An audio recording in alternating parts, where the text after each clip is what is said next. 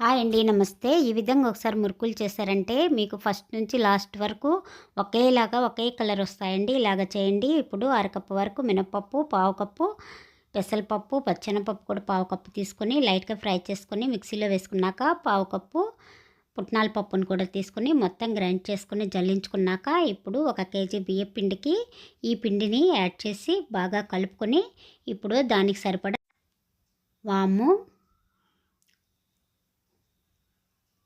నువ్వులు కొద్దిగా, ఉప్పు, కారం వేసుకొని బాగా కలుపుకున్నాక, ఇప్పుడు అందులో 50 గ్రాముల బటర్ను కూడా తీసుకొని బటర్ మొత్తం పిండికి కలిసేటట్టు బాగా కలుపుకోవాలి.